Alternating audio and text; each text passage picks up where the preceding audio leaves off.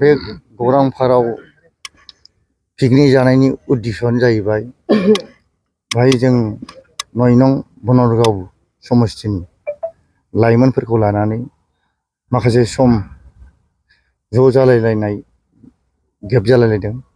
दा बेनि थाखायनो जोङो सिनायलायनो हालायलायियाव जोङो सिनायलायनो होननानै दा फ्रि बैसागु फुराना बोसोरखौ बिदाय होनानै गोदान बोसोरखौ जों बरायदों। बाहाय जों 9 नं बनरगावनि लाइमोनफोर दं, माखासे फैनो गोनां दंबावोमोन। बे बिथांमोना सोरबा बावखुंग्रियाव थांदों, सोरबा गामियावहाय बिदिनो रायजोआव खामानि जानायलाय बिथांमोना नुजाफैनो हायासै। आरो जों बे लास्ट बैसागु जों फालिनो लादों, बाहाय बिथांमोना गासिबो लोब लोब फैजोबगोन। जों ज' माने बे जेथुनाखि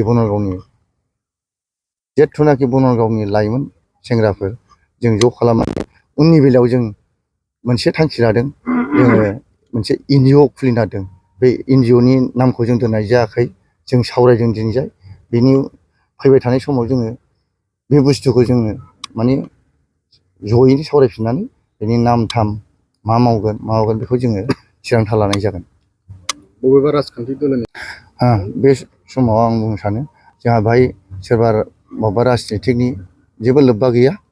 जोङो माने बाहाय लाइमोनफ्रा जाहैबाय सोरबाया ग्रेजुवेट पारसन दं, सोरबा बिदिनो MA फरायनाय दं, सोरबा बिदिनो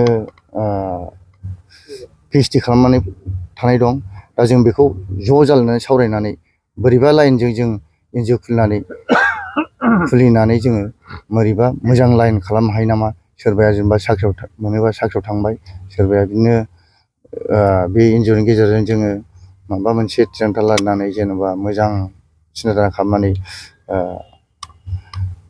ओमफ्राय NGO हिसाबै बायदि बायदि रोखोमनि थायो नालाय, बे जिनिसखौ जाहाथे जों मावफुंलांनो हायो बेखौ थिरांथा लानानै लागोन आरो उननि समाव जों बैसागु फोरबो।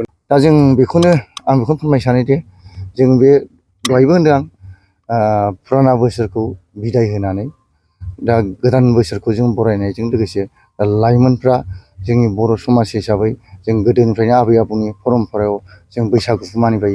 बे हिसाबै जों दा बाहाय ज' जालायनानै जों बे बैसागु फोरबोखौ फालिनाय जागोन। गिबियावनो आं नोंथांमोननि हटेलनि गेजेराव साबायखर जासिग्रोबाय।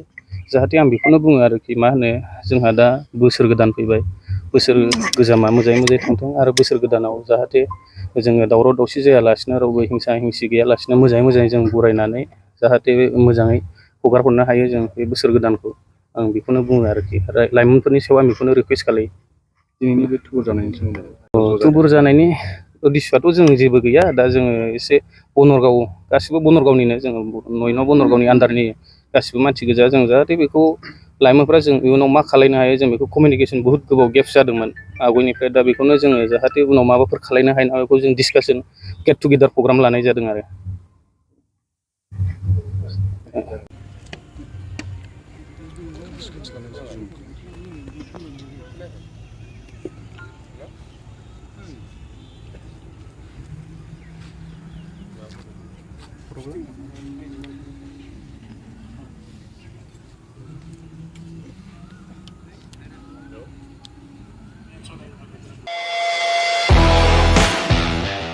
क'क्राझार सेरफांगुरि बाजार श'रुमा बैसागुनि धामाका अफार लोगोसे लन काम एक्सचेन्ज मेला होगासिनो दं।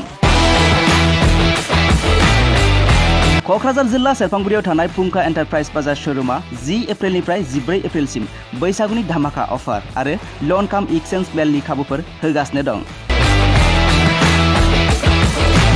नोंथांमोना सेरफांगुरियाव थानाय फुंखा एन्टारप्राइज बाजार श'रुमाव खुंफुंजानाय बैसागु धामाका अफार एक्सचेन्ज मेलाव फैनानै नोंथांनि लुबैनाय बाजाजनि बाइकखौ लांफैनो हागोन। बाजाजनि बाइक सालायनो मोजां मोनग्रा रायजो राजाफोरनो फुंखा एन्टारप्राइज बाजार श'रुमा लोगोसे मोजां अफारफोरबो लाबोदों। बेफोरनो जाबाय 9-15% लन, free helmet, 10 litre petrol free, every purchase, गुबुन गुबुन मडेलनि बाइकफोरखौ नायनानै 2,000 निफ्राय 3,000 रां कास्टमार अफार होनाय जागोन।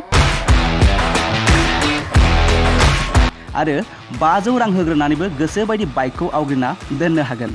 आरो गासै गारिजों लोगोसे अल भेहिकल्स एक्सचेन्ज एभेलेबलबो होनाय जागोन। आरो नोंथाङा आबुङै मिथिबावनो थाखाय 6003817191 एबा 9101598021 आरो 9101547892 बे जानबुं नाम्बाराव खौरां लाहरनो हागोन।